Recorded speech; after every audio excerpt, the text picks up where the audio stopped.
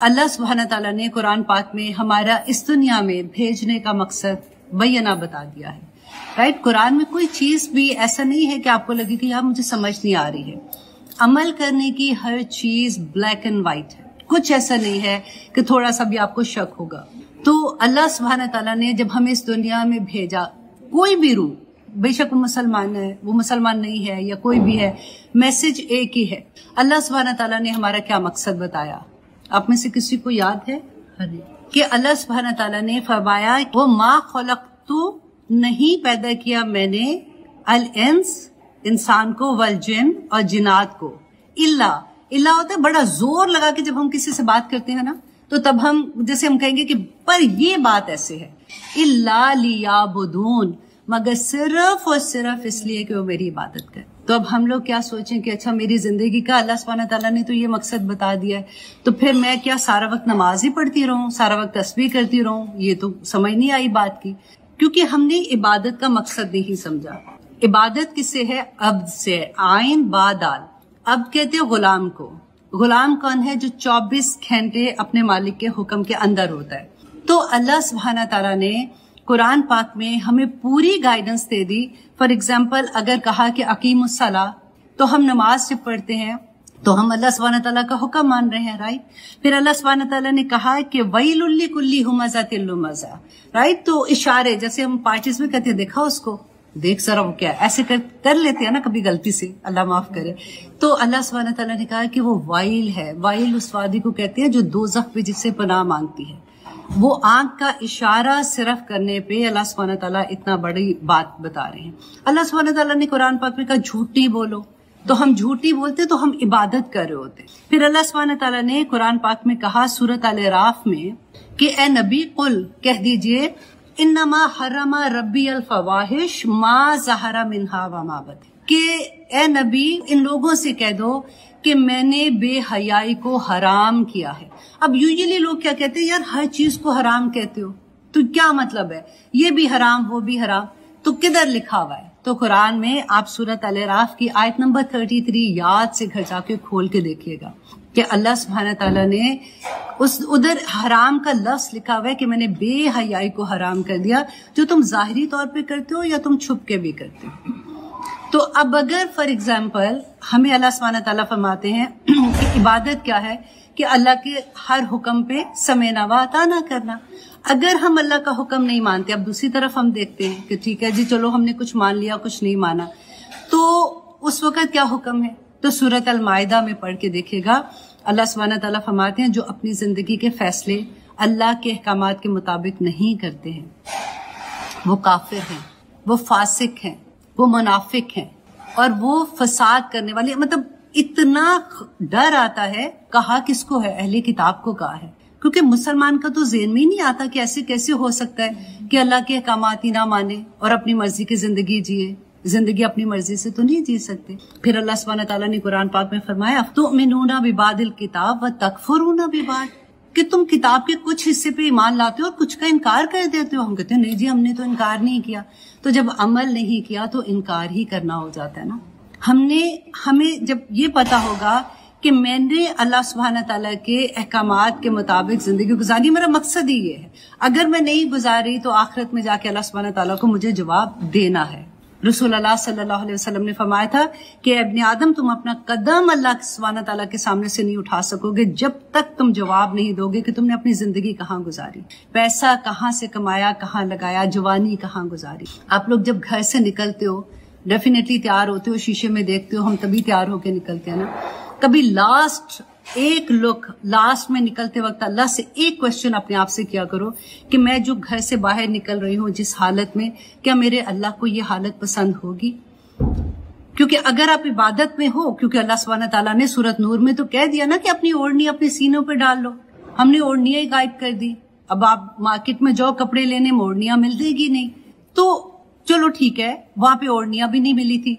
फिर सूरत अल अहज़ाब में अल्लाह सुब्हान ताला ने फरमा दिया कि युदनीना अलैहिन्ना जलाबिबिहिन, कि जब तुम घर से बाहर निकलते हो तो एक जलबाब अपने ऊपर डाल लो। लेकिन हमने शायद कसम खा ली है कि हमने अल्लाह का हुक्म कोई नहीं मानना, क्योंकि शैतान इतना पावरफुल है, दुनिया में हमें नजर आते हैं, हर चीज, क्योंकि हमें अपने घर में, अपनी दोस्तों में, अपनी फैमिली में हर जगह वही चीज नजर आती है, तो अमल करना मुश्किल हो जाता है, राइट।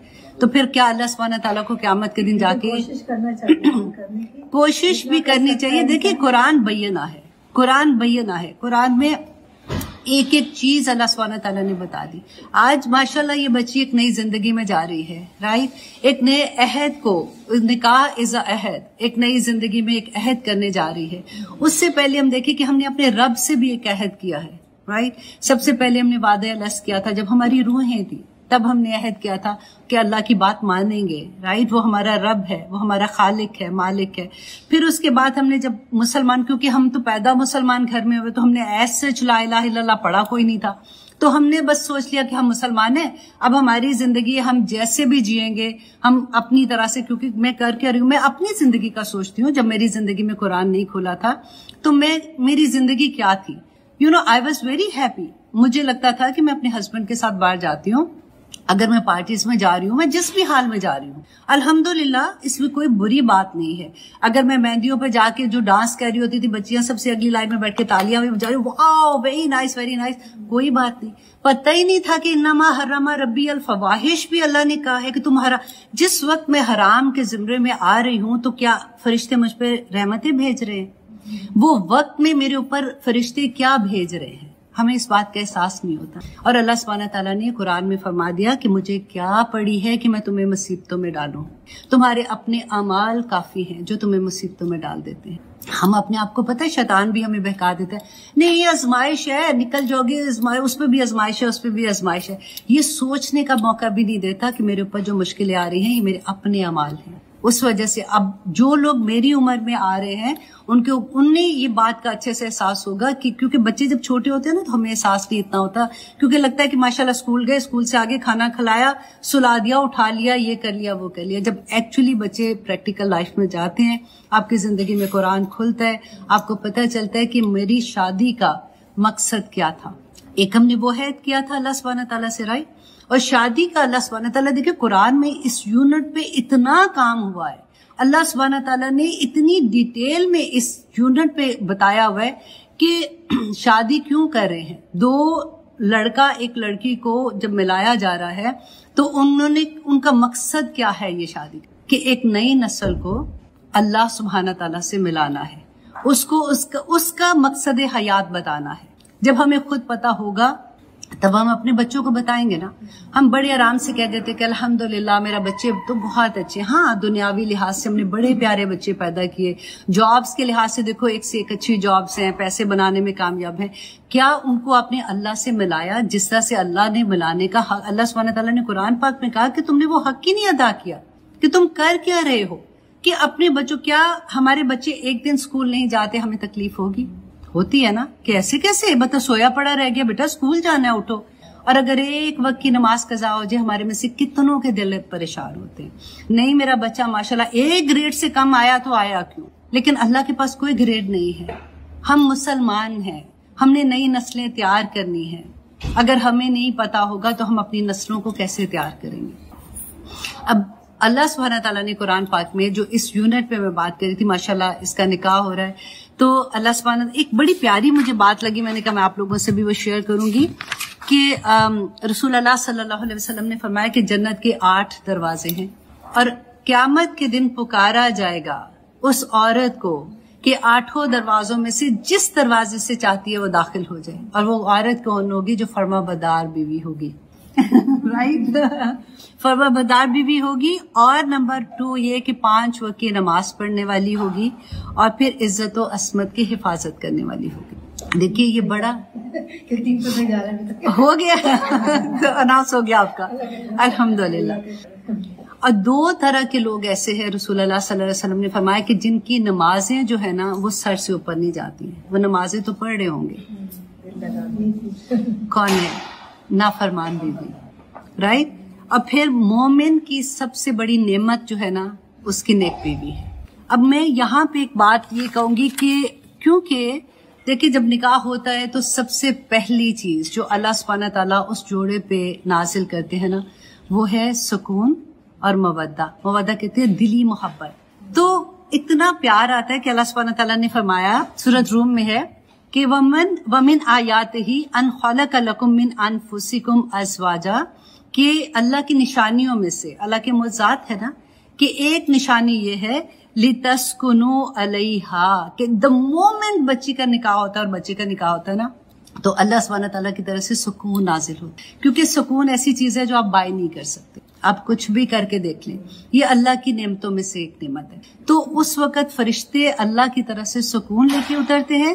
वजअल बैनकुम मवद्दतम व रहमा, दो और चीजें, मवद्दा कहते हैं दिली मोहब्बत, क्योंकि एक बड़ा खूबसूरत एहसास होता है कि मेरा निकाह हो गया, अब मैं शादीशुदा हो गई हूँ, अब ही इज माई हस्बैंड।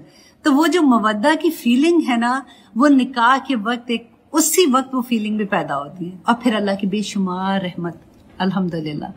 और फिर अल्लाह सुब्हानहू तआला ने देखे कि निकाह के खुतबे में आप देखें, रसूलुल्लाह सल्लल्लाहु अलैहि वसल्लम ने पूरे कुरान में से जो आयात पिक की है ना, उनमें एक ही बात है और आज तक वही खुतबा पढ़ा जाता है, खुतबा चेंज नहीं हुआ जो रसूलुल्लाह पढ़ते थे। इत्तकुल्लाह, अल्लाह से डरते रहना बच्चों।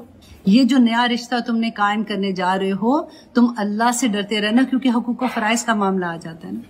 देखिए एक नया घर, क्योंकि अभी तो लड़का है नहीं है ना, तो हम अपनी बच्ची से ही बात करेंगे कि एक नए घर में जब बच्ची जाती है तो उस घर में इतने सालों 30-40 साल की अपनी रसूमात, अपने वे ऑफ लाइफ, अपना तरीका होता है। तो जाते ही मैं हमेशा ये कहती हूँ कि बेटा बदलने की कोशिश ना करना। ऐसे नहीं कि नहीं मुझे आई डोंट लाइक दिस, पहले देखो उस घर को, देखो उसको, चुप करके ऑब्जर्व करो कि हर एक की आदतें कैसी हैं और किस तरह से रहना। अब तो अल्हम्दुलिल्लाह काफी आसानियां हैं कि बच्चे वैसे भी अलग रहते हैं, तो उस तरह की वो टफ लाइफ जो हमारी जमाने में होती थी वो नहीं है। लेकिन स्टिल, क्योंकि ये दोनों रिश्ते कायम होते हैं, दोनों घर आपस में, इट्स नॉट ओनली के लड़का लड़की मिलते हैं, दो घर आपस में मिलते हैं, तो उन घरों में सुकून कैसे रहेगा। क्योंकि देखिए सबसे बड़ी बात कि जब उस घर की कोई बात बाहर नहीं करना, अपनी मम्मा से नहीं करना, अपनी बहन से नहीं करना, और पहले से ये अहद करना होता है अपने आप से। क्योंकि देखिए औरत, हम में से हर एक ने जब अपना घर बनाया होता है ना, हमने बिल्कुल एक मुर्गी के बच्चे की तरह नहीं, जैसे अपने अंदर छुपाया होता है उसकी खामियां, उसकी माँ किस किस लेवल से गुजर रही होती है, लेकिन वो उनको छुपा के रखती है, दुनिया से कोई भी नहीं जाहिर करता ना। लेकिन जब एक नया घर आता है, वो लड़का आए या लड़की आए, जैसे इनके घर में तो खैर से लड़का भी आएगा, तो उस घर की बहुत सी ऐसी चीजें होती हैं कि अगर समझदार बच्ची होगी ना, तो उसको कभी ऐसे नहीं कि मम्मा उधर तो ऐसे होता है, मामा उनकी तो बेटी ऐसे थी, मामा उनका तो दामाद ऐसा था। तो वो बड़ी तकलीफ दे चीजें होती हैं जब वो घर की बातें बाहर निकलनी शुरू होती हैं। मैं हमेशा ये कहती हूँ कि देखो घरों को बनाना बहुत साल लग जाते हैं और तोड़ना बड़े आसान होते हैं, और ये बहुत बड़ा मरहला होता है जिंदगी का जब अल्लाह सुब्हानहू तआला बच्चों की शादियों का मरहला आता है, क्योंकि ये आसान मामला नहीं है। शादी जो है सब ह्यूज जिम्मेदारी, बहुत बड़ी जिम्मेदारी होती है। पहले एक बच्ची की अपनी जिंदगी होती है, मेरा घर, मेरा फोन, मेरा कमरा, मेरा टीवी, मैं होता है, और उसके बाद एकदम से हर चीज में शेयर करना हो जाता है। उसमें फिर बड़े हौसले से, बड़े सब्र के साथ, और उसमें मैं हमेशा ये कहती हूँ कि माँ का बहुत बड़ा हाथ हो। समझदार माएँ जो होती हैं वो बच्चियों को जमाने में शुरू का टाइम हर एक के लिए मुश्किल होता है। अल्लाह करे कि आसानियां जिनकी होती हैं वो होती हैं, लेकिन ज्यादातर मुश्किल होता है। नया घर, नए रिश्ते, नया सारा कुछ। तो उस वक्त एक माँ का जो फर्ज होता है कि वो किस तरह से बच्ची को, शुरू में तो ये कि बेटा मुझे कुछ ना बताना, I am not interested, try to handle yourself, क्योंकि तुम अब बड़ी हो, तुमने इतने साल मुझे देखा है ये सारा कुछ करते हुए, तो आसानियां हो जाती हैं। देखिए सबसे पहली बात है कि शादी की बुनियादी चीज जो है ना वो ट्रस्ट है। अगर हम एक दूसरे पे ट्रस्ट होता है ना तो बहुत आसानी हो जाती है। अगर ट्रस्ट ही नहीं होगा, तो शुरू में से ट्रस्ट नहीं होगा, तो आगे रिश्ता निभना मुश्किल हो जाता है। नंबर 2 ये कि रिस्पेक्ट इतनी जरूरी है। कई दफा हम कहते हैं कि मैंने आगे से जवाब तो दिया कोई नहीं था, मैं तो चुप थी, लेकिन आपकी सर से पांव तक बॉडी लैंग्वेज पक्की बता रही होती है कि रख के एक मारूंगी, पीछे हट जाओ। तो एक अगले बंदे को अगर खामद है तो डेफिनेटली, बीवी को, बीवी है तो खामद को, उसको रिस्पेक्ट देना। और स्पेशली आदमी जो है ना, अल्लाह सुब्हानहू तआला ने उसको बनाया ही ऐसे है, वो कवाम है। अल्लाह ने कुरान में बता दिया ना कि उसको एक दर्जा फजीलत दी है, राइट तो उसकी नेचर में है। औरत इज वो लव लव लव प्यार करने वाली, और आदमी थोड़ा सा ऐसा होता है, ऐसी झूठी झूठी तारीफें करते हैं। आदमी को उसकी जगह पे रखना जरूरी होता है, ठीक है। अगर वो खुश रहेगा इस मामले में, पता भी हो जाता है कि उसको क्या चीज पसंद है क्या चीज पसंद नहीं है, उसमें जो खामियां हैं उनको कैसे दबाना है और उसकी अच्छाइयों को कैसे एलिवेट करना है। दोनों तरफ से ये चीजें होती हैं। अब फिर सबसे बड़ी बात केयर करना। केयर में देखिए वही बात आ जाती है कि दो घर हैं, अलग से हैं, देखो इस चीज का ख्याल रखना। अल्लाह ने कोई दो इंसान एक जैसे नहीं बनाए, हमारे उंगलियों के निशान एक जैसे नहीं है, दो डिफरेंट बिल्कुल स्पीशीज है। आदमी बिल्कुल डिफरेंट तरह का और औरत बिल्कुल डिफरेंट तरह की, और अल्लाह ने बीच में देखे मवद्दा भी डाल दिया, रहमत भी डाल दी। तो उसके साथ जब हमारी प्रायोरिटी अल्लाह सुब्हानहू तआला होंगे ना, कि मेरा मकसद क्या, अल्लाह को जब आप सेंटर में रखोगे ना, तो हर रिश्ता आसानी के साथ हो। मेरे अल्लाह का क्या हुक्म है इस रिश्ते के लिए, इसके लिए क्या है, इसके लिए क्या है, तो आसानियां हो जाती हैं, बहुत आसानियां हो जाती हैं। अल्लाह सुब्हानहू तआला हम सब के लिए आसानियां फरमाएं। क्योंकि मैं हमेशा ये कहती हूँ कि हम पाकिस्तान की बात करें या यहाँ की बात करें, हालात तो हर जगह पे एक जैसे हैं। अगली जिंदगी में जो हमारी बच्चे जा रहे हैं ना, अगर हमारे बच्चे कामयाब हो जाते हैं, अगर आप देखें दुनियावी लिहाज से कामयाब हो भी जाएंगे ना, अगर उनको आप दीन नहीं बताओगे, हर वो चीज, ईच एंड एवरी नेमत आपको जो अल्लाह ने अता की है, उसके साथ हदायत का मैजिक स्टोन नहीं लगा, तो वो आपके लिए अजाब बन जाएगी।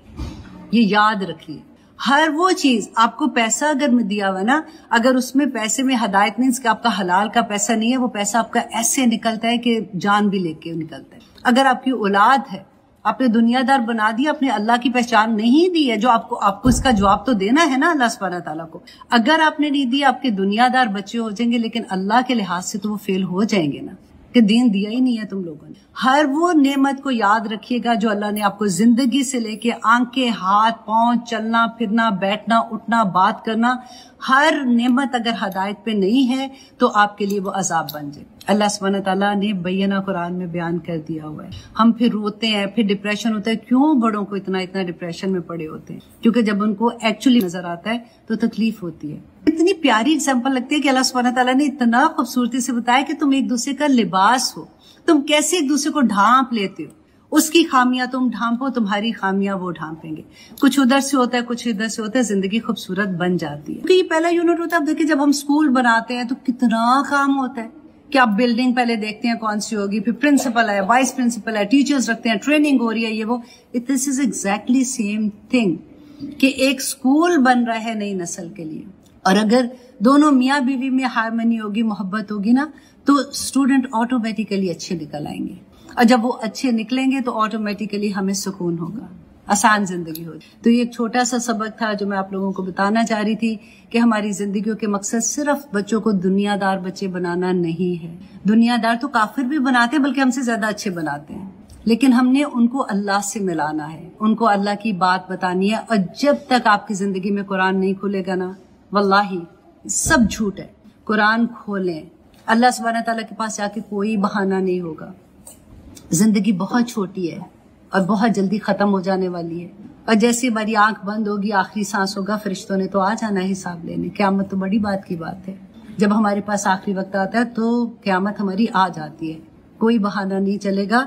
इसलिए अल्लाह से दुआ करें कि अल्लाह सुब्हानहू तआला हम सब के लिए आसानियां फरमाए और हमें जो मकसद है हमारी जिंदगी का उसकी समझ आए, और अल्लाह सुब्हानहू तआला इसके घर को रोशन करे। अल्लाह सुब्हानहू तआला ये नया घर है, अल्लाह सुब्हानहू तआला जुबीन को सारे बच्चों की, इसके खावन की खुशियां नसीब करे। अल्लाह सुब्हानहू तआला इसकी आंखों की ठंडक बना के रखे। शादी इज अ सबर एंड शुक्र। जो अल्लाह नेमतें देंगी उसमें शुक्र, और जो अल्लाह सुब्हानहू तआला की तरफ से कभी थोड़ा बहुत ऐसा होगा, और वो होता है सबके साथ। और जब ये पता चलता है ना, अच्छा सबके साथ होता है, तो सुकून हो जाता है। अच्छा ठीक है, सारों के साथ हो रहा है, मैं अकेली नहीं हूँ। लेकिन इंशाल्लाह अल्लाह सुब्हानहू तआला जी खैर करेंगे। अब छोटी सी दोनों जॉब कर रहे हैं, लड़के लड़कियां, तो कहते हैं हम भी करके आए, वो भी करके आए, तो हम क्यों करें? देखिए, ये कहते नहीं, तुम्हें इतना जरूरी है जितना तुम्हारा घर को सही करने का। देखिए वही बात है ना, प्रायोरिटी हमने खुद ही बदली है। हमें इसीलिए मैंने पहले बात की है कि हमारा मकसद क्या है। जिंदगी का मकसद तो नहीं चेंज हो रहा ना, वो तो उधर का उधर है। अब आप उसके अराउंड कुछ भी कर रहे हो, लेकिन अगर आपने अपना मकसद पूरा नहीं किया तो फिर आप फेल हो गए हो।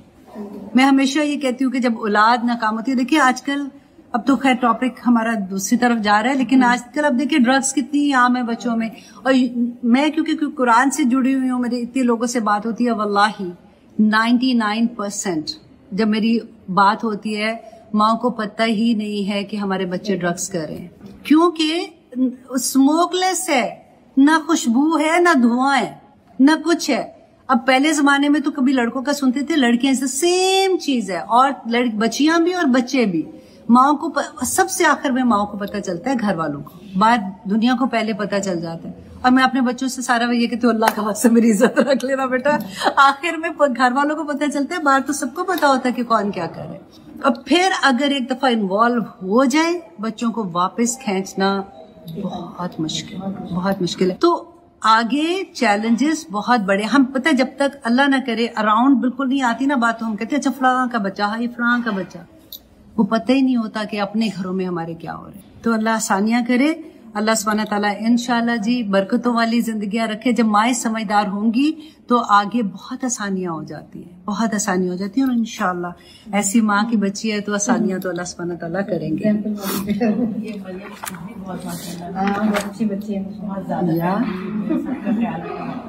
इंशाअल्लाह।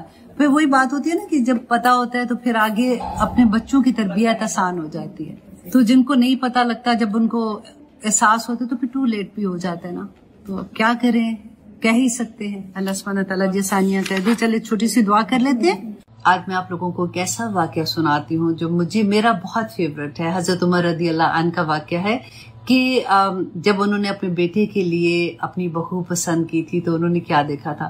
सबसे पहले तो देखते हैं कि रसूलुल्लाह सल्लल्लाहु अलैहि वसल्लम ने हमारी क्या रहनुमाई की थी कि जब इंसान अपने लिए कोई बीवी तलाश करता है तो उसमें क्या चीजें देखता है। नंबर 1 ये कि उसका माल देखेगा, नंबर 2 ये कि उसका हस्ब नसब देखेगा, नंबर 3 ये कि उसकी खूबसूरती देखेगा, और नंबर 4 ये कि उसका तकवा। तो रसूलुल्लाह सल्लल्लाहु अलैहि वसल्लम ने फरमाया था कि तुम अपने लिए ऐसी बीवी देखना जिसमें ईमान और तकवा ज्यादा हो। इसी से मुझे हजरत उमर रदी अल्लाह अन्हु का एक वाकया याद आया। बहुत खूबसूरत वाकया था कि अमीरुल मोमिनीन थे, गश्त कर रहे थे। एक घर में से आवाज आई। एक माँ अपनी बेटी को कहती है कि बेटी उठो, क्योंकि सुबह हो चुकी है और दूध लेने वाला आने वाला है, तो यूं करो कि दूध में थोड़ा सा पानी मिला दो।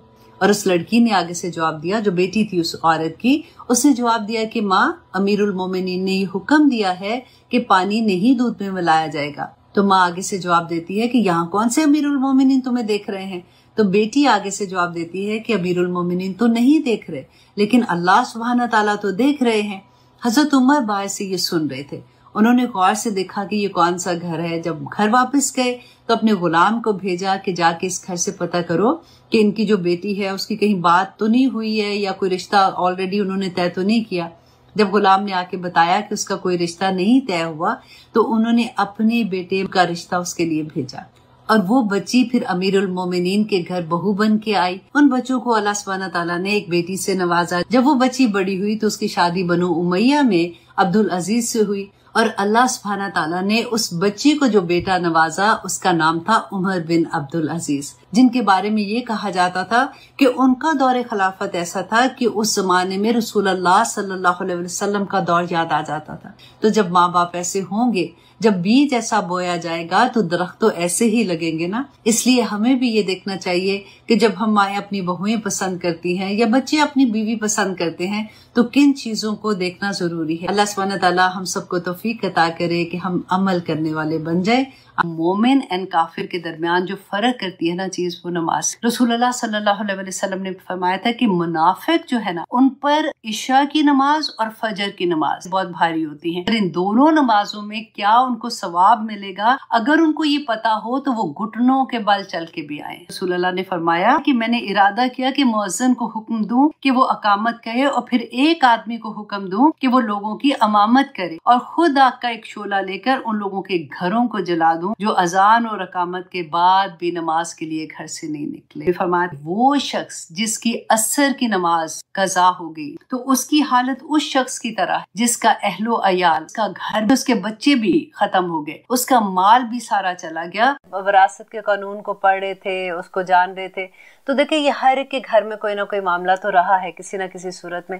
तो इन्होंने जब अपने लव वंस को, अपने भाई को, अपने बाप को या जो भी उसके बाद का वली होता है उसको उन्होंने उसमें देखा कि वो इंसाफ नहीं उन्होंने किया या वो नहीं कर सकते थे या जो भी वट एवर रीज़न वाज, लेकिन उन्होंने अल्लाह के हुक्म की नाफरमानी की। और फिर जो अल्लाह सुब्हानहू व तआला उसमें ये कहते हैं कि जो अल्लाह के हुक्म की नाफरमानी करते और उसके रसूल की हुक्म की नाफरमानी करते तो अल्लाह सुब्हानहू व तआला जो उसकी सज़ा बताते हैं कि वो हमेशा हमेशा आग में जलेंगे और वो अजाब ऐसा होगा जो रुसवा कर देने वाला अजाब होगा।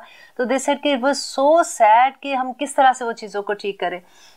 मैं सिर्फ यही कहूँगी कि अगर जिस को भी इस चीज़ का एहसास होता है ना तो उसको ये चाहिए कि उसी वक्त में अगर जो उनसे ज़्यादती हुई है वो कोशिश करें कि वो चीज़ें उस तरह से उसी तरह से जैसे अल्लाह का हुक्म है उस तरह से डिवीजन उसकी करने की कोशिश करें। या फॉर एग्जांपल किसी की घर पे कब्जा ऐसे ही कर लिया हुआ है कि ठीक है जी जब बिकेगा तो देखा जाएगा, हम ये नहीं कर सकते, या कोई पैसे हैं जो उन्होंने जानबूझ के ऐसे ले लिए हैं, तो अपनी करेक्शन करें, अभी भी वक्त है तौबा का। क्योंकि इसी आयत में देखें आगे अल्लाह सुब्हानहू व तआला तौबा की बात करते हैं कि वो लोग जिनको एहसास होता है कि उन्होंने जो गुनाह किया था जहालत की बिना पे किया था तो वो उसी वक्त तौबा कर लेते हैं तो अल्लाह सुब्हानहू व तआला उनकी तौबा कबूल कर लेता है। और ये जो उसी वक्त की तौबा है ये बिल्कुल आपको मैं एग्जाम्पल से इस तरह से समझा सकती हूँ कि जैसे आप गाड़ी चला रहे हैं ना, तो गाड़ी चलाते चलाते आपको ये लगता है कि हमने उस एग्जिट में जिसमें हमने उतरना था हमने वो मिस कर दिया और हम थोड़ा सा आगे चले गए। तो अब आप ये तो नहीं कहेंगे ना कि ठीक है जी चलो अब मैं तो आगे आ गई हूँ तो अब मैं जरा अगले शहर भी फिर आके फिर वापस आऊंगी। अब फौरन ही जो नेक्स्ट एग्जिट है वो लेते हैं और फौरन आप यू टर्न लेके वापस आते हैं। बस यही फौरन तौबा है। अल्लाह सुब्हानहू व तआला हमें तौफीक अता करे कि हम फौरन तौबा करने वालों में से हो जाए। क्योंकि अगली जो आयत है ना वो बहुत डर वाली है कि अल्लाह सुब्हानहू व तआला कहते हैं कि वलैसति तौबतु, और नहीं है तौबा लिल्लज़ीना उनके लिए जो यअमलूना जो अमल करते हैं, अस्सय्यात बुरे अमल करते हैं, हत्ता यहाँ तक कि इज़ा जब हादरा आती है अहदहुम उनमें से किसी को अल मौता मौत। अब यहाँ पे देखिए कि पहले तो अल्लाह सुब्हानहू व तआला ने कहा कि जो लोग तौबा करते हैं गुनाह करते हैं जहालत से तो अल्लाह सुब्हानहू व तआला फौरन तौबा कबूल कर लेते हैं। यहाँ पे अल्लाह सुब्हानहू व तआला कहते हैं कि नहीं है तौबा उन लोगों की जो करते हैं सय्यात। लेकिन देखिए पहले लफ्ज में, पहले सेंटेंस में अल्लाह सुब्हानहू व तआला ने अस्सू का लफ्ज इस्तेमाल किया था। अस्सू जो था वो एक गुनाह को कहते हैं, राइट। और यहाँ पे अल्लाह सुब्हानहू व तआला सय्यात की बात कर रहे हैं। वो लोग जो गुनाह पे गुनाह करते जाते हैं और उस पर शर्मिंदा भी नहीं होते, वो सोचते हैं कि no this is a way of life, अब देखें ये तो हमें करना ही पड़ेगा ना, अब जिंदा है तो ये सारी चीजें करनी पड़ेंगी। आपने ये सुना होगा लोगों को ये कहते हुए कि अक्सर लोग ये बात कहते हैं कि देखिए जी दुनिया भी तो अब रखनी है ना, अब सारा वक्त तो नहीं ये कर सकते वरना तो इंसान ऐसे जिंदा नहीं रह सकता।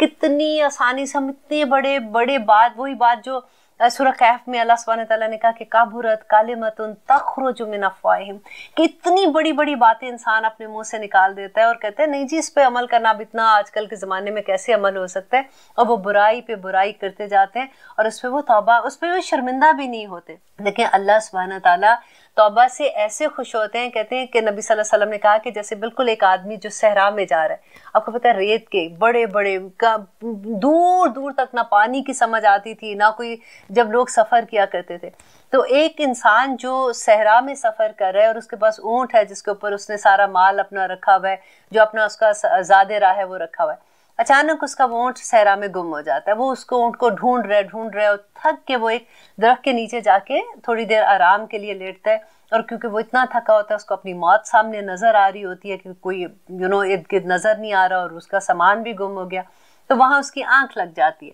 और जैसे ही उसकी आंख खुलती है तो वो सामने अपने ऊँट को उस सामान के समेत देखता है, तो वो खुशी से कह उठता है कि तू अल्लाह तेरा शुक्र, तू मेरा बंदा, मैं तेरा मौला। हालांकि बात वो उल्टी कहता है लेकिन वो इतना खुश होता है कि वो अपने जज्बात पे काबू नहीं पा सकता। तो अल्लाह सुब्हानहू व तआला कहते हैं कि जिस तरह से उस बंदे को खुशी हुई अपने ऊँट को देख के, अल्लाह सुब्हानहू व तआला जब अपने बंदे को देखते हैं ना तौबा करते हुए, तो अल्लाह सुब्हानहू व तआला को उससे भी ज्यादा खुशी होती है। आपको पता है क्यों खुशी होती है? क्योंकि तौबा पे अल्लाह सुब्हानहू तआला ने अपने ऊपर वाजिब कर लिया है कि जो तौबा करता है ना, अल्लाह सुब्हानहू तआला उसकी तौबा कबूल करते हैं, और जिसकी अल्लाह तौबा कबूल कर लेते हैं वो दोज़ख से बच जाता है। अल्लाह सुब्हानहू तआला अपने बंदे से इतनी मोहब्बत करते हैं कि वो नहीं चाहते कि उसके बंदे को तकलीफ हो, और जब बंदा तौबा करता है तो अल्लाह सुब्हानहू तआला को कितना पसंद आता है। देखिए कि तौबा ना करके जो नबी सल्लल्लाहु अलैहि वसल्लम ने कहा कि तौबा कब कबूल नहीं होगी। एक तो यहाँ पे अल्लाह सुब्हानहू तआला ने कह दिया ना कि जो सय्यात करते हैं, जो गुनाह पे गुनाह करते हैं, हत्ता यहाँ तक कि इज़ा हदरा अहदहुमुल मौत, यहाँ तक कि उनका मौत का वक्त करीब आ जाता है और वो तौबा नहीं करते। क़ाला कहा इन्नी, बेशक मैं, और वो जो बंदा है जो सय्यात कर रहा है वो क्या कहता है कि बेशक मैं तो तौबा की मैंने अल-आन, अब कि मौत के वक्त वो कहता है कि अब मैंने तौबा की। तो अल्लाह सुब्हानहू तआला कहते हैं वला, और नहीं, अल्लज़ीना, उन लोगों को जो यमूतूना मर जाते हैं, वहुम कुफ़ार, और वो काफिर होते हैं। और यहाँ पे अल्लाह सुब्हानहू तआला एक नंबर पहले पे तो वो कहते हैं ना कि जिसकी मौत का वक्त करीब आ गया और वो गुनाहों पे गुनाह करते हैं। सेकंड वो लोग हैं जो कहते हैं उस वक्त जब वो मौत का वक्त करीब आता है, वो कहते हैं तौबा हमने की तो उनकी भी तौबा कबूल नहीं होती है। और तीसरा वो बंदा होता है कि जिसको मौत का वक्त आता है और वो शिर्क पे मर जाता है, वो अल्लाह सुब्हानहू तआला की पहचान के बगैर ही मर जाता है ना, तो वो काफिर होता है। तो अल्लाह सुब्हानहू तआला कहते हैं उलाइका, यही लोग हैं, आतदना, तैयार कर रखा हमने, लहुम, उनके लिए, अजाबुन, अजाब, अलीमा, दर्दनाक अजाब उनके लिए तैयार कर रखा। देखिए नबी सल्लल्लाहु अलैहि वसल्लम ने बताया था कि क़यामत की निशानियों में कि जिस वक्त सूरज जो है वो मशरिक के बजाय मगरिब से तलू होगा, उस दिन इंसान की तौबा कबूल नहीं होगी। हालांकि ऐसा नहीं होगा कि उसके फ़ौरन बाद क़यामत आ जाएगी, उसके बाद क़यामत के आसार होंगे, उसके बाद दुनिया फिर भी रहेगी कुछ देर के लिए, क्योंकि वो आखिरी निशानियों में से होगा। लेकिन उस निशानी को देखने के बाद तौबा के दरवाजे बंद हो जाएंगे। हमें क्या पता कि किस वक्त वो वक्त आ जाएगा, क्योंकि अभी आप नासा की रिपोर्ट देखिए कि जिसमें वो अभी से ये बता रहे हैं कि किस तरह से सूरज जो है वो किस ज़मीन, और उसके बारे में था कि ज़मीन किस तरह से गर्दिश कर रही है। मैंने अभी उसके बाद रिपोर्ट सारी पढ़ रही थी कि मार्स और ज़मीन जो है वो एक ही मदार में गर्दिश करती है। तो अभी उन्होंने लेटेस्ट रिपोर्ट दी, उन्होंने कहा कि मार्स ने दूसरी तरफ डायरेक्शन से अपनी गर्दिश स्टार्ट कर ली, और वहाँ पे सूरज जो है वो मशरिक के बजाय मगरिब से तलू हुआ है, और वहाँ से जब वो तलू हो रहा है तो बाकी सियारे जो है वहाँ पे भी इसी तरह से हो रहा है, और अगला जो सियारा आ रहा है वो ज़मीन है। तो आपको यू नेवर नो कि किस वक्त ये वक्त आ जाएगा कि सूरज जो है वो जो मशरिक के बजाय मगरिब से तलू हो जाएगा। हमें नहीं पता कल को हमारी आंख खुलती है तो हम एकदम से देखें तो फिर तौबा के दरवाजे बंद हो जाएंगे। देखिए इतनी आसान बात है जिसको करनी अल्लाह सुब्हानहू तआला, देखिए बाज़ दफ़ा होता है कि इतनी आसान चीज़ होती है लेकिन हमें समझ नहीं आ रही होती ना, हम कहते नहीं अभी बड़ा वक्त है, कर लेंगे, अभी अभी तो ये हमारी उम्र ही क्या है, अभी थोड़े, आपने ये देखा ना कई दफ़ा लोग कहते हैं कि भाई अभी नहीं, जब हम थोड़े बूढ़े हो जाएंगे, ज़रा अपने फ़र्ज से फारिग हो जाएंगे, फिर हज करने जाएंगे। बिल्कुल वही चीज़ वो भी होती है कि अभी तो ठीक है कर लेंगे तौबा, डिले करते रहते हैं, लेकिन तौबा का कोई पता नहीं होता।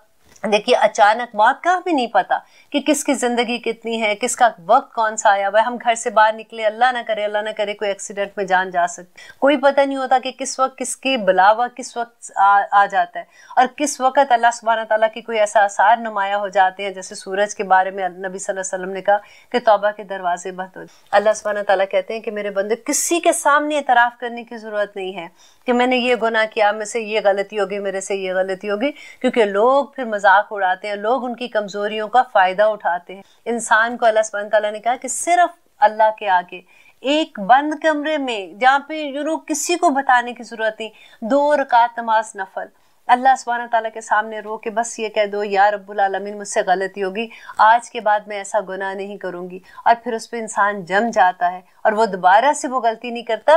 और ये जो दोबारा ना करने का जहाद है, आप देखें वो कितना बड़ा अल्लाह सुब्हानहू तआला उसका अजर अता करते हैं कि बंदा मुसलसल अपने गुनाहों से भागता है, अपने गुनाहों से दौड़ लगाता है कि या अल्लाह मुझे नहीं करना, मेरे अंदर, मेरे नफ्स के अंदर जो बुराइयां हैं मुझे इनसे दूर रहना है।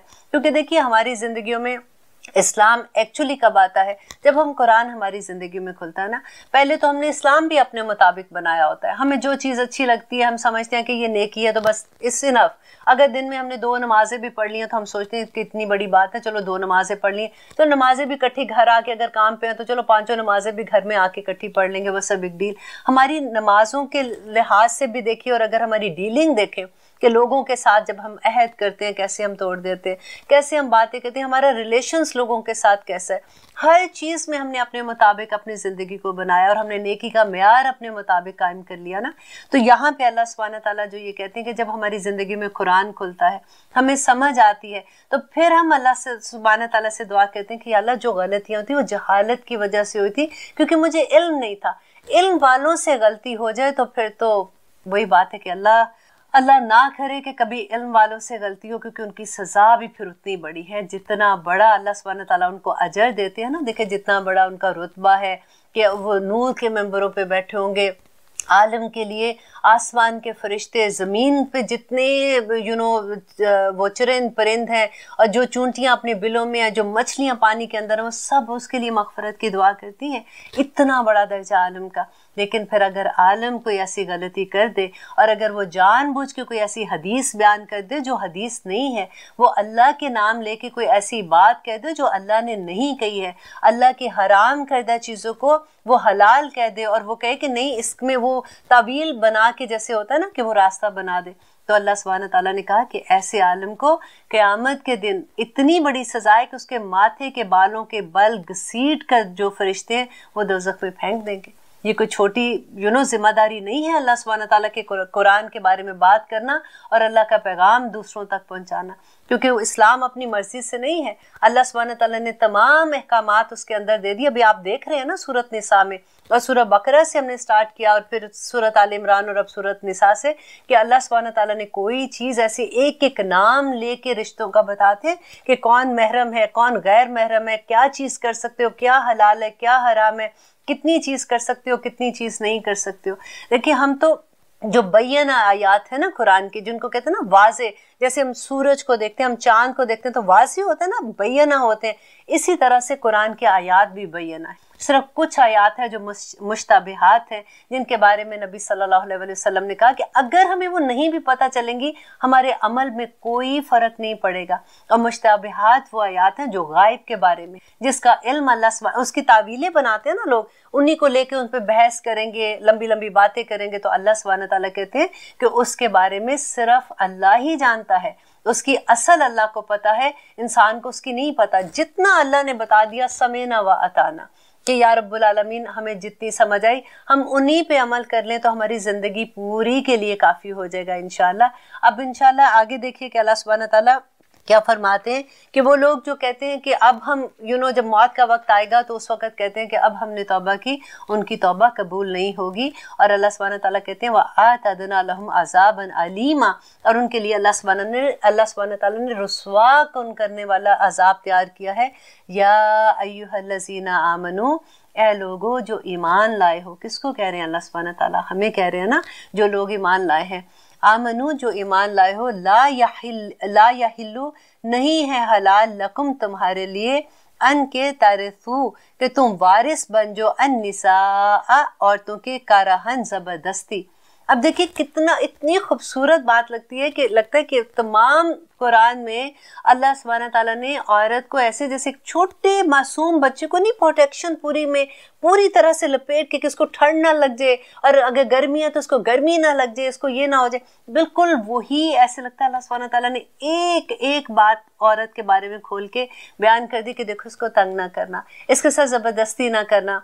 ये इतनी खूबसूरती के साथ अल्लाह सुब्हानहू तआला औरत के बारे में बताते हैं। इंशाल्लाह ये पूरी सूरत में जैसे जैसे हम पढ़ते जाएंगे हमें और अपने ऊपर फ़ख्र होता है कि हमारा संभालने वाला तो रब है, अल्लाह सुब्हानहू तआला तो सबको संभालने वाले। लेकिन ऐसा होता है ना कि घर में जो छोटा बहन भाई होता है उसे माँ बाप हमेशा सबसे ज़्यादा प्यार करते हैं, वो छोटा बच्चा। मुझे लगता है कि अल्लाह की तख्लीक में जो अल्लाह ने क्रिएशन अपनी है ना, उसमें सबसे छोटे बच्चे जो है ना वो औरत है। अल्लाह सुब्हानहू तआला इतने प्यार से उसको समझाते हैं और आदमियों को इतने प्यार से डांट भी रहे हैं कि देखो इनकी हिफाजत तुम्हारे जिम्मे मैंने लगाई है, इनको तुमने तंग नहीं करना, और अगर तुम तंग करोगे तो फिर आखिर में आके जवाब भी देना पड़ेगा। और बड़े फ़ख्र से मैं तो जब ये आयत पढ़ती हूँ तो मुझे बड़ा मज़ा आता है और फिर मैं अपने हस्बैंड को भी ये सुनाती हूँ कि देखें अल्लाह सुब्हानहू तआला ऐसे कहते हैं, अगर आपने ऐसे किया तो फिर अल्लाह सुब्हानहू तआला से बड़ी डांट खाने वाले हैं आप। तो अल्हम्दुलिल्लाह अल्हम्दुलिल्लाह सुम्मा अल्हम्दुलिल्लाह। आगे देखते हैं कि अल्लाह सुब्हानहू तआला क्या फरमाते हैं। लेते हैं एक छोटी सी ब्रेक, फिर इंशाल्लाह देखते हैं। अल्हम्दुलिल्लाह हम कर रहे हैं आयत नंबर 19, जिसमें अल्लाह सुब्हानहू तआला कह रहे हैं, ए लोगो जो ईमान लाए हो, नहीं है हलाल तुम्हारे लिए कि तुम वारिस बन बैठो औरतों के ज़बरदस्ती। अब देखिए यहाँ पे अगर हलाल का लफ्ज़ है तो उसके ऑपोजिट तो हराम होगी ना, कि अल्लाह सुब्हानहू तआला उनको कह रहे हैं कि तुम्हारे लिए हलाल नहीं है तो क्या है, फिर हराम है उनके लिए कि वो औरत के ज़बरदस्ती वारिस बन बैठे।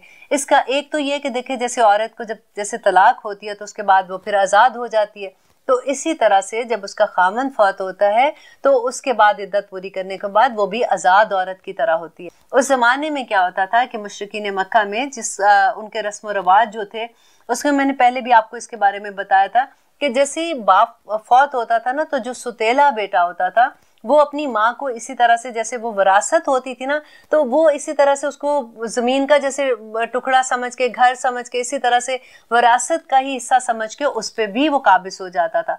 और अगर तो उसको वो अच्छी लगती थी, अगर वो प्यारी शक्ल होती थी और उसके दिल को अच्छी लग रही होती थी तो उससे निकाह कर लेता था, और अगर उसको वो पसंद नहीं होती थी तो फिर उसको वो रोके रखता था यहाँ तक कि उसकी मौत आ जाए। तो ये औरत पे बड़ा जुल्म होता था। इसके बाद भी ये था कि जैसे मैंने आपको पहले भी बताया था कि उनकी एक रस्म होती थी कि वो जैसे खामन फौत होता था तो खामन का दोस्त है या फिर रिश्तेदार जो क्लोज होते थे वो एक चादर उस औरत के ऊपर डालते थे, जो सबसे पहले चादर डाल देता था वो औरत उसकी मलकियत हो जाती थी। तो ये सारी चीज़ें बड़ी तकलीफ देने वाली थी। तो अल्लाह सुब्हानहू तआला बेसिकली यहाँ पे उसी चीज़ के बारे में कह रहे हैं कि तुम ज़बरदस्ती औरत के वारिस ना बन जाओ। और देखिए यहाँ पे ये पहला हुक्म था, क्योंकि आपको पता है कुरान का सारा मामला जब भी आप पढ़ते हैं तो आप देखिए कि कोई भी हुक्म एकदम से नहीं है, तदरीजन हुक्म है, क्योंकि उनके अंदर इतनी रस बस गई थी ये सारी चीज़ें जो रस्में होती हैं। अभी आप देखें आजकल के ज़माने में, अभी आप किसी को कह दे कि मेहंदी शादी पे ना करो तो कैसा हंगामा होगा, तो फिर आहिस्ता आहिस्ता कहना होना है ना, देखो ये काम नहीं करो, फिर अब ये नहीं करो, तो फिर ये नहीं करो, अब बिल्कुल नहीं करना। बिल्कुल वही बात है। अब अपनी कोई भी रस्म आप देख लें, मुझे याद है कि जैसे अभी किसी को अगर ये भी कह देते हैं ना जब किसी की डेथ होती है कि देखिए इस्लाम में 10वां 40वां और ऐसी कोई चीज़ नहीं, बरसी वगैरह ये नहीं किया करो, तो लोग बाकायदा ऑफेंड हो जाते हैं, गुस्सा होते हैं कि ये क्या मतलब, वो आपको हमारे दादा भी नानी दादी भी ये किया करती थी, अब तुम कोई नया इस्लाम लेके आए हो। तो वो रस्में जो हमने खुद ही से बनाई हुई हैं हमारे अंदर ऐसे शामिल हो जाती हैं जैसे it's a part of our life, और अगर कोई मना करता है तो फिर एकदम से नहीं समझ आती ना। तो अल्लाह सुब्हानहू तआला ने भी आराम आराम से उनको समझाया। सबसे पहले तो उनको ये कहा कि तुम ये ना करो, तुम्हारे लिए हलाल नहीं है, और सेकंड में फिर कहा वला और ना तादुलूहुन्ना, और ना तुम रोको इन्हें, मत तादुलूहुन्ना को कहते हैं जैसे सख्ती से किसी को रोकना ना, तंग करना किसी को, लितज़हबू ताकि तुम ले जाओ, बिबादी बाद माँ आतईतुमुहुन्ना जो दिया तुमने इन्हें। अब यहाँ पे ये क्या बता रहे हैं कि अल्लाह सुब्हानहू तआला कि इसलिए उनको ना रोको, ज़बरदस्ती तुम उनको रोकने की कोशिश ना करो कि कहीं जो तुमने उनको माल दिया है वो तुम ज़बरदस्ती उनसे ना ले लो। अब देखें इसमें एक तो ये भी आता है कि अगर वो औरतों को इस तरह से रोक लेते थे, जैसे अगर खामन फौत होता है तो बेटा उसको रोक लेता था, या फिर वो दूसरे आदमी का, जैसे मैंने आपको बताया जो भी उनमें रस्म थी। सेकंड इसमें ये था कि जैसे अगर किसी की शादी हुई है, अब वो अगर बीवी को नहीं रखना चाह रहा, ठीक है, तो उसके क्या होता था कि अगर उसने उस बीवी को निकालना है तो उसका क्या होता था, उसको ये होता था कि इसको जो माल मैंने दिया है वो मुझे इसको वापस करना पड़ेगा, क्योंकि अगर डिवोर्स करता है तो उसको फिर वो माल तो देना पड़ेगा ना, उसका हक महर जो था उसको देना होता था, तो उसको ये था कि मुझे देना पड़ेगा।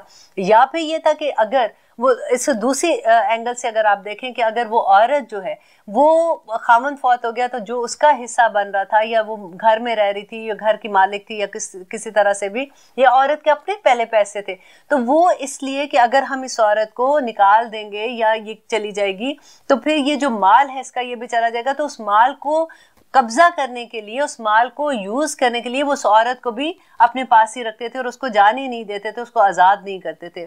तो यहाँ पे वही बात अल्लाह सुब्हानहू तआला ने कही कि मत रोको उन्हें ताकि तुम ले जाओ बाज जो तुमने उनको दिया है, मगर अन के यतीना कि वो आए बेफहाशतिन बेहयाई के साथ मुबय्यनातुन खुली। अब सेकंड ये चीज़ है कि देखिए एक शर्त है, नंबर 1 अगर तो बीवी है और अगर तुम ज़बरदस्ती उसको रोक रहे हो, वो बीवी साथ नहीं रहना चाह रही है, या फिर कोई ऐसी चीज़ तुम्हें लगता है कि तुम उसको इसलिए रोकते हो कि उसका जो माल है वो तुम्हें देना पड़ेगा, या कोई भी ऐसी चीज़ हो रही है तुम्हारे साथ, तो अल्लाह सुब्हानहू तआला कहते हैं मगर एक सिर्फ शर्त है, उनका महर तुम नहीं रोक सकते हो। उनको जो प्रेजेंट तुमने उस वक़्त दिए जिस वक़्त तुम्हारी वो निकाह में थी, तुम वो उनसे नहीं ले सकते हो, वो उनका उसकी मलकियत उनकी है। अब अगर एक वजह है कि अगर वो कोई फहाशी करती हैं, कि कोई बेहयाई का काम करती हैं, वो भी मुबय्यना करती हैं, मतलब खुलेआम करती हैं। अगर फॉर एग्जांपल किसी मर्द को ये पता चलता है कि उसकी बीवी जो है वो किसी और के साथ इन्वॉल्व है और वो खुद से देख लेता है, या उसको पता लग जाता है और उसको 100% ये श्योरिटी होती है कि वो ऐसी ही है जैसे उसने सुना है या उसने देखा है या कोई भी, तो खुलेआम बेहयाई जिसको कहते हैं। सेकंड इसमें ये भी आ सकता है कि बेहयाई की, क्योंकि अल फाहिशा नहीं है ना, तो उसमें जना आ जाता है, बिल्कुल एक उस तरह से आता है। लेकिन फाहिशी में ये भी आता है कि अगर वो बदजुबान अगर औरत है, अब वो सारा वक्त लड़ती है, उसके बारे में बुरी बुरी बातें कहती है, और वो घर का सुकून तबाह हुआ है, वो आदमी जो है उसको नहीं रखना चाहता, तो ऐसी सूरत में अल्लाह सुब्हानहू तआला कहते हैं कि इल्ला मगर अनके वो आए बेहयाई से खुली हुई, तो तब ये ऐसी चीज़ जो तुमने उनको गिफ्ट दिए हुए हैं वो तुम उनसे, अगर तुम चाहो, फॉर एग्जांपल उसने ज़मीन दी थी या घर उसके नाम लगाया था, तो वो उस वक़्त अगर वो लेना चाहे तो वो ले सकता है वापस। अब आगे ये यहाँ पे ये आयत देखें, अगर आप इस पे निशान लगा दें ना, यहाँ पे ये बंद कर दें, इसका ब्रैकेट आप बंद कर दें, तो ये पूरी बात एक ख़त्म हो जाती है यहाँ पे कि अल्लाह सुब्हानहू तआला जो बता रहे हैं कि अगर आगे देखिए आएगी, इतनी खूबसूरत आयत आती है कि तुम उनसे कुछ नहीं ले सकते हो, अगर तुमने उनको किंतार भी दिया होगा, तो आगे इंशाल्लाह उसकी भी डिटेल बताती हूँ। और आगे अल्लाह सुब्हानहू तआला कहते हैं वो आशिरूहुन्ना, और गुजर बसर करो उनके साथ बिल मारूफ, भले तरीके से, कि जो तुम्हारी बीवियां हैं उनके साथ अच्छे तरीके से, भले तरीके से गुजर बसर करो। आशिरू होना कहते हैं कि आपस में एक दूसरे के साथ मोहब्बत के साथ, ऐसा नहीं है कि बस ठीक है बीवी अपने कामों में मसरूफ है, खामद अपने कामों में, आजकल आपने ये भी सुना होगा, ऐसा वेरी फ्रेंडली रिलेशनशिप इस तरह के होते हैं कि ठीक है she has her own life, I have my own life, तो ऐसी वाली ज़िंदगी नहीं होती। क्योंकि देखें हस्बैंड एंड वाइफ ने एक पूरा घर बनाना है, जिसमें अल्लाह सुब्हानहू तआला ने इस घर के लिए जितनी इसकी प्रोटेक्शन के लिए आयात हैं और जितनी सख्ती से अल्लाह सुब्हानहू तआला के अहकामात हैं, क्योंकि अगली पूरी नस्ल तैयार होनी होती है, उस घर में जो बच्चे उन्हें तैयार होना है उनकी तरबियत के लिए ज़रूरी है कि वह आशिरूहुन्ना बिलमारूफ, कि वो गुजर बसर करो उनके साथ बिलमारूफ, अच्छे तरीके से। और ये किसको कहा जा रहा है? ये आदमी को कहा जा रहा है कि औरत के साथ वो किस तरह से सलूक करेगा, क्योंकि घर पूरा बनेगा ना।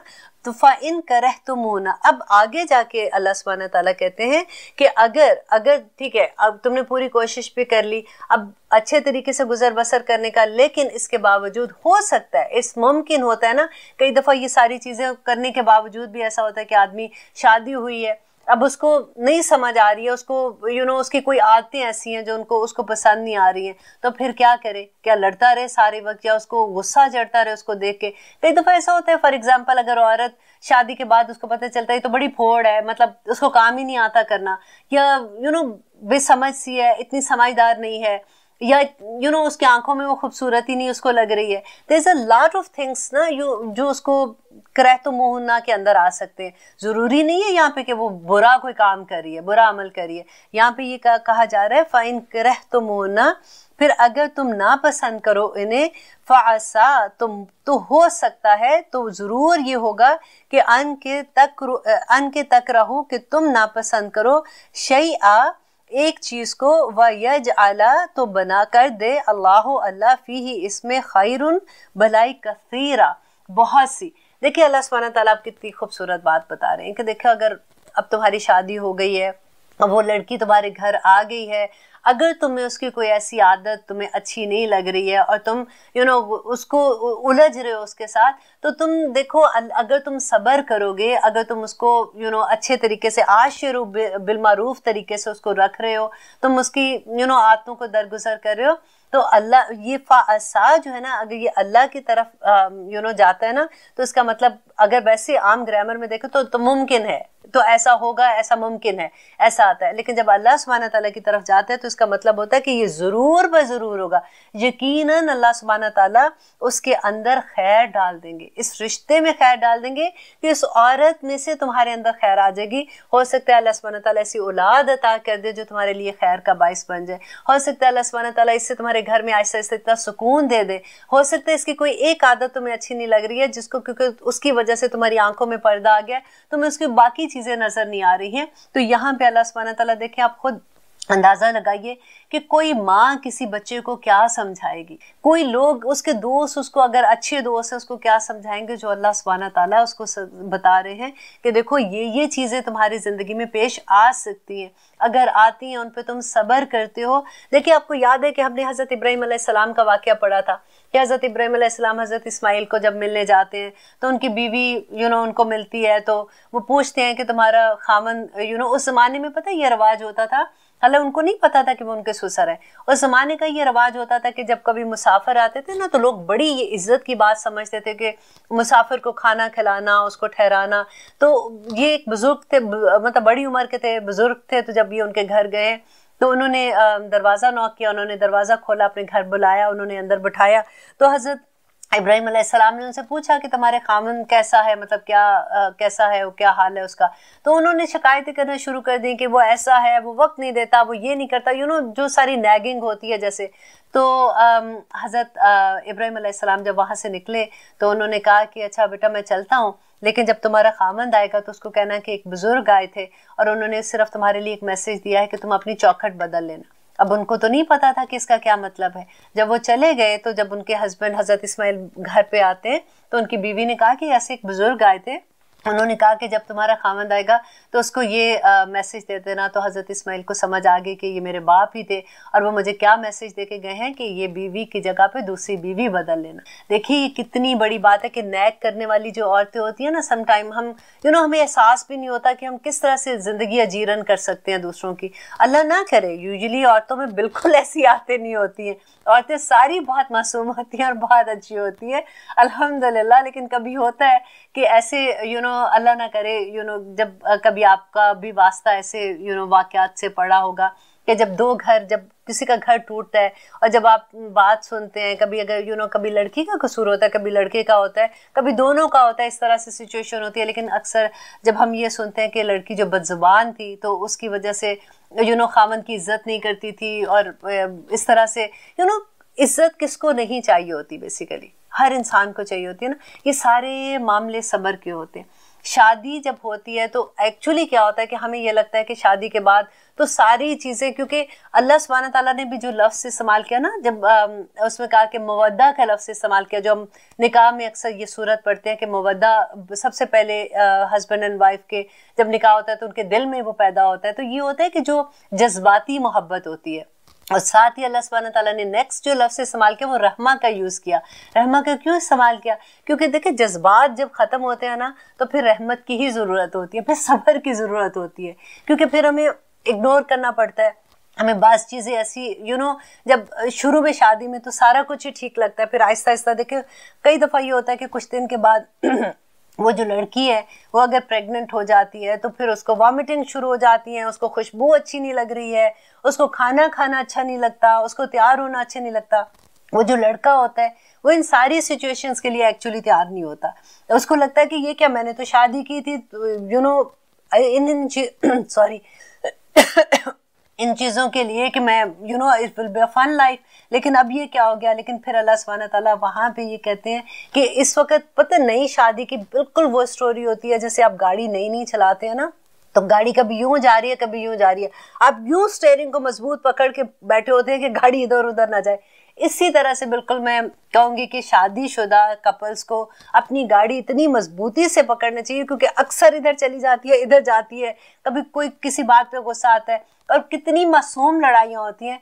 मुझे याद है कि मेरी एक फ्रेंड थी, वो अक्सर ये कहा करती थी कि ये जानबूझ के अपनी जूती मेरे रास्ते में रखते हैं कि मैं इधर से गुजरते गुजरते इसके साथ टकराऊंगी और मैं गिरूंगी।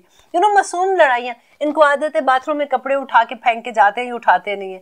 लेकिन ये सारी चीज़ें आहिस्ता आहिस्ता सॉल्व हो जाती हैं। शुरू में यही चीज़ें इतनी बुरी लगती हैं कि वो बड़ी बिग डील बन जाती हैं। लेकिन मैं ऑलवेज ये कहती हूँ कि अगर माँ समझदार हो ना पीछे लड़की की और लड़के की भी, तो फिर बहुत आसानियां हो जाती हैं। क्योंकि बच्चियां होती हैं, आजकल देखे ज़माना बदल गया है, अब बच्चियां भी थोड़ी मैच्योर है, वो शादी भी ऐसे नहीं होता कि हमारे ज़मानों में तो ये होता था ना कि कॉलेज से बीए किया उसके बाद चलो जी शादी होगी, और हम यही शौक में कि नए कपड़े मिलेंगे, ज्वेलरी मिलेगी, मेकअप करने को मिलेगा, बाल बनाने को मिलेंगे, उसी चक्कर में शादी करके आ जाते थे। और फिर बच्चों के उसमें झंझट में फंस के, और उसके बाद पता लगता था एक दिन कि हम तो इतने नानी दादी भी बन गए और जिंदगी कहाँ गुजर गई।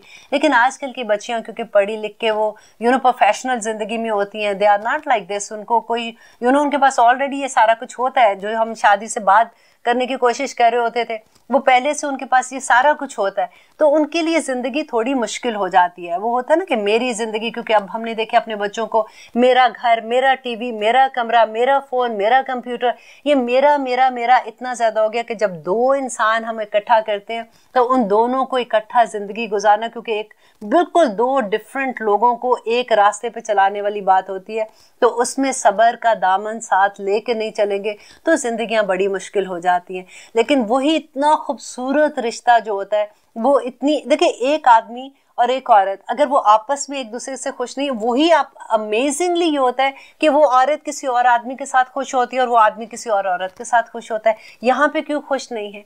देखिए अल्लाह सुब्हान ताला ने इन आयात में जो मेन चीज है ना, वो यही है कि सब्र के साथ वक्त गुजार लो। एक दूसरे की वो चीजें अगर जो तुम्हें अच्छी नहीं लग रही हैं, तुम थोड़ा सब्र कर लो, अल्लाह सुब्हान ताला इन्हीं रिश्तों में तुम्हारे लिए खैर भर देंगे, और यही रिश्ते तुम्हारे लिए इतने प्यारे बन जाएंगे कि इनके बगैर तुम्हारी जिंदगी भी नहीं गुजरेगी।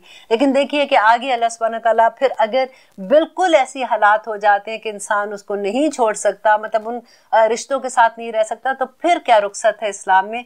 इंशाल्लाह हम इस ब्रेक के बाद देखते हैं। आइए लेते हैं एक छोटी सी ब्रेक।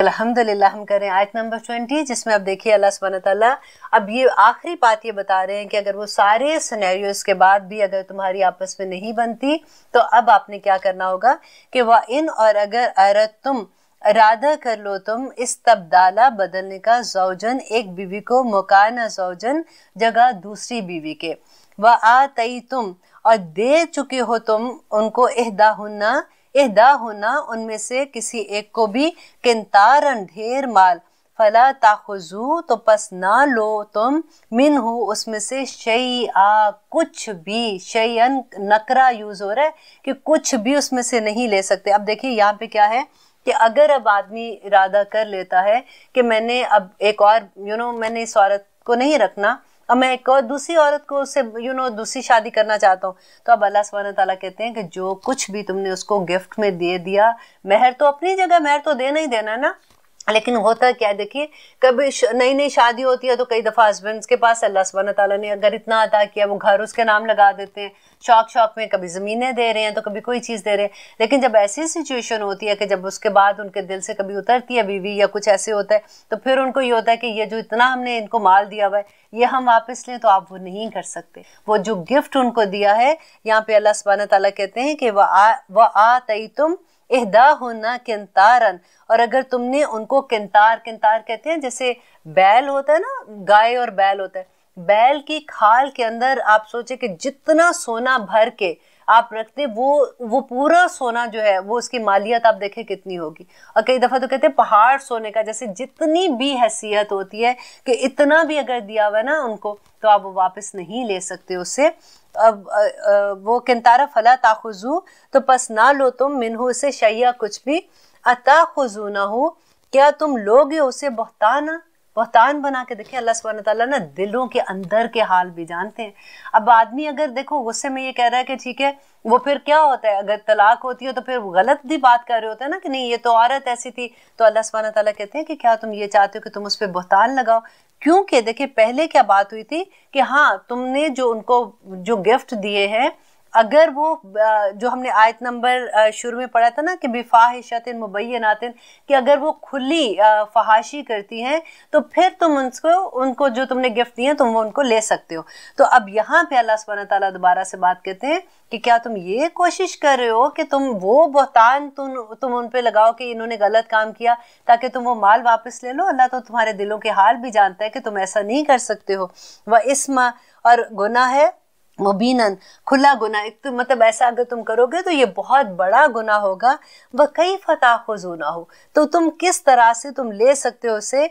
वक़द हालांकि तहकीक अफ़दा, तुम फायदा उठा चुके, बादुकुम बाद इला बादिन, तुम आपस में एक दूसरे के साथ, यानी वह हस्बैंड एंड वाइफ की तरह एक दूसरे के साथ रह चुके हो।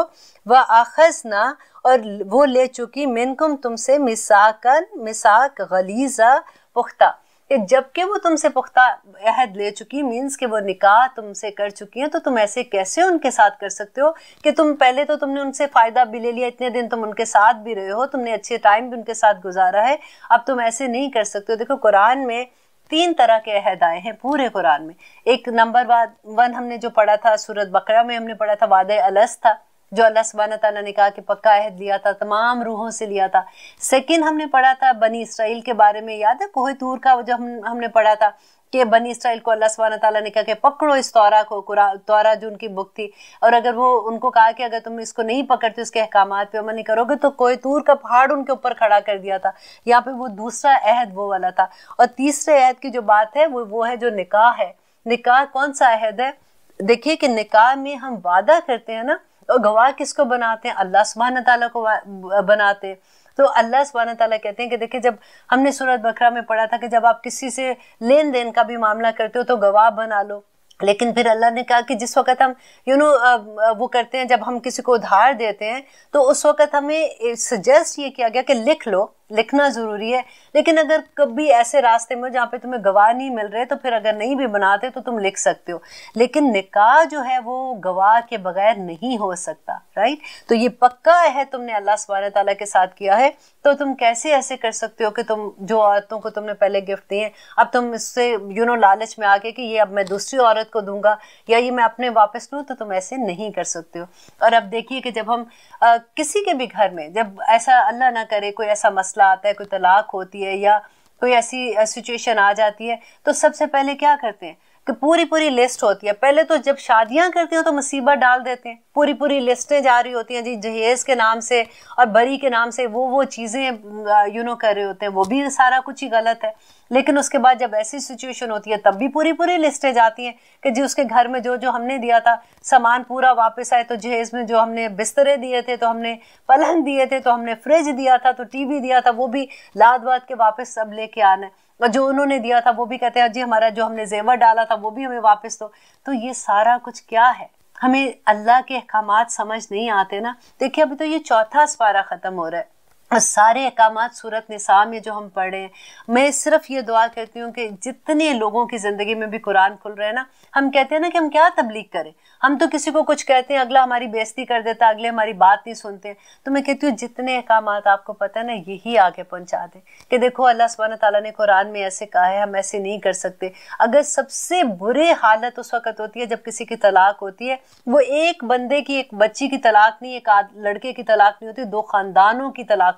वो इतनी बुरी चीजें एक दूसरे के लिए कहते हैं कि वो लगता है कि वही लोग जो इतनी मोहब्बत से, आप कभी वो सोचते नहीं है कि जिस वक्त रिश्ता लेके आए थे उस वक्त क्या सिचुएशन थी, कितनी खुशियों, कितने अरमान से वो रिश्ते लेने एक दूसरे के घरों में जाते हैं, कैसे वो एक दूसरे से मोहब्बतें करते हैं। और फिर जब वो बच्चों की आपस में नहीं बनती या कोई बात होती तो वही लोग एक दूसरे के दुश्मन हो जाते हैं। और वो भी फिर उसके बाद जो वो पैसों की खातिर और वो जो जेवर और वो जो फिर अब तो मुसीबत खाना वो जो रिंग इतनी बड़ी सॉलिटेयर आ गए हैं, अब वो भी होता है कि जी नहीं वो भी नहीं देनी हमने क्योंकि ये तो सॉलिटेयर है, आई डोंट केयर आपकी निशानी।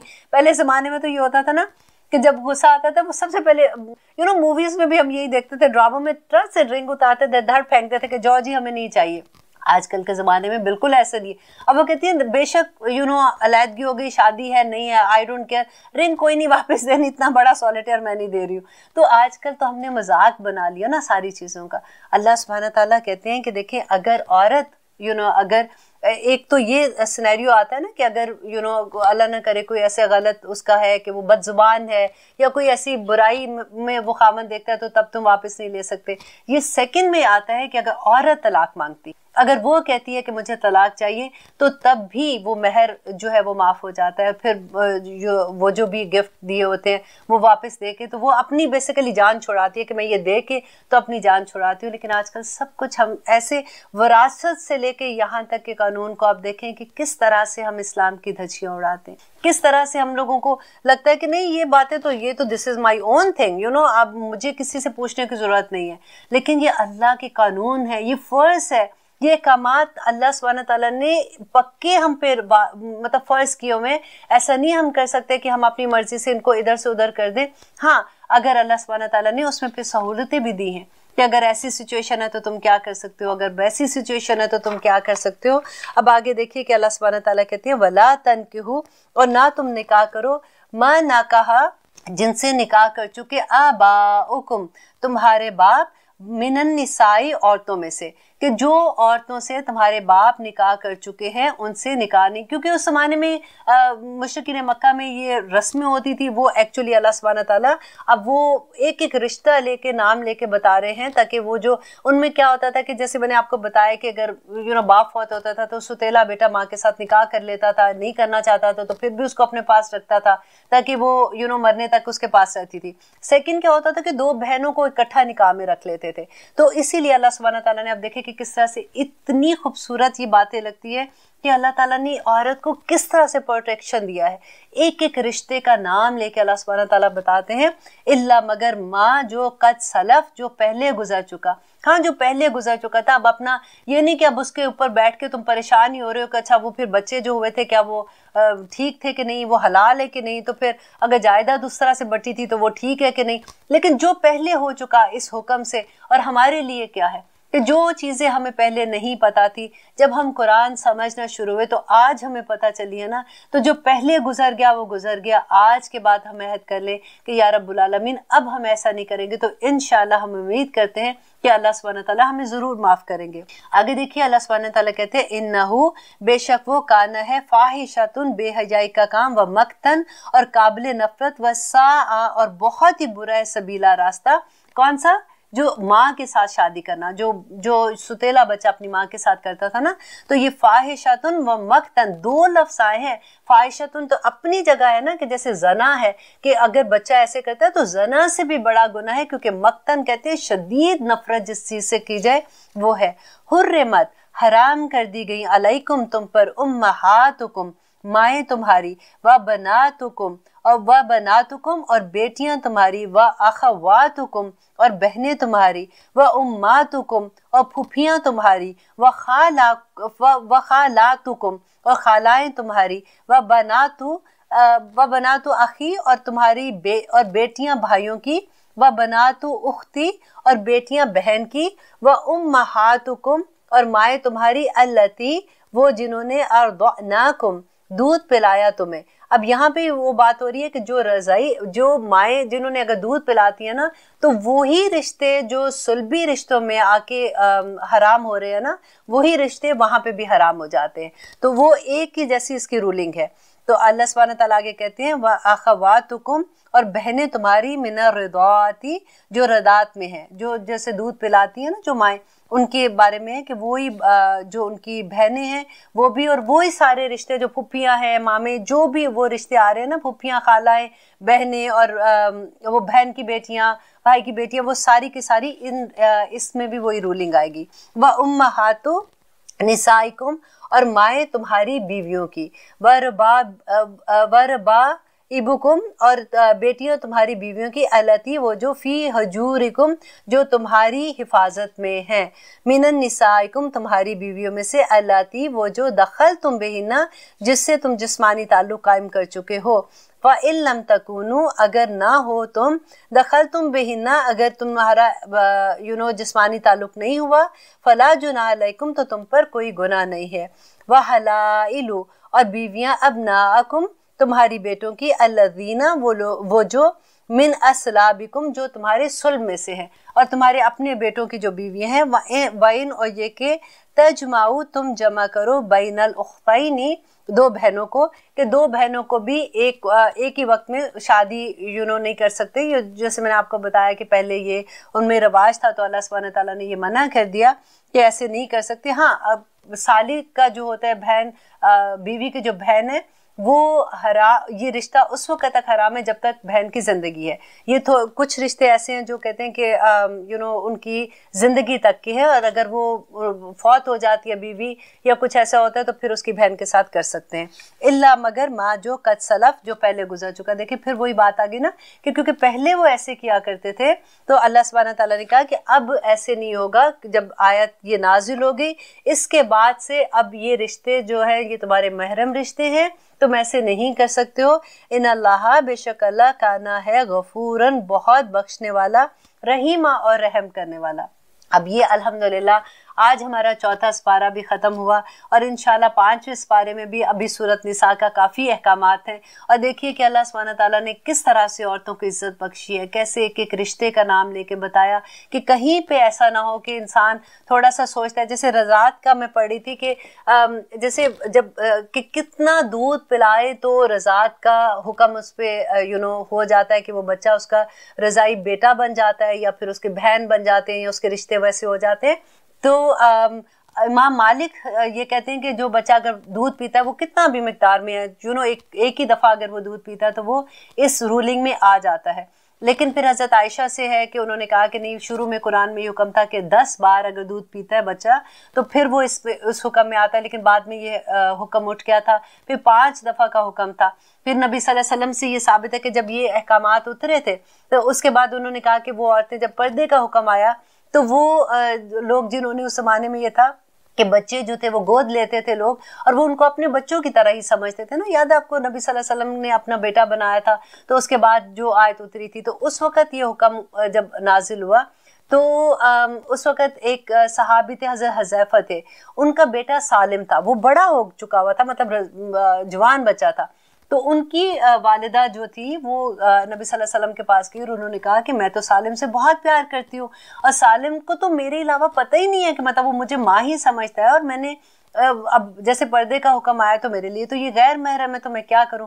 तो फिर नबी सल्लल्लाहु अलैहि वसल्लम ने कहा कि उसको तुम दूध पिला दो, ताकि दूध जैसे निकाल के आप ग्लास में लेके या किसी भी रुई में डुबो के, जैसे बच्चा छोटा तो उसको पिला सकते हैं, चम्मच से पिला सकते हैं। उसमें रूलिंग सिर्फ ये है कि बाज़ उलमा ये कहते हैं कि 5 दफ़ा बच्चा दूध इतना पी ले कि उसका पेट भर जाए, और बाज़ जैसे इमाम मालिक का मैंने बताया था कि उन्होंने कहा कि 1 दफ़ा भी पी ले तो हो जाएगा।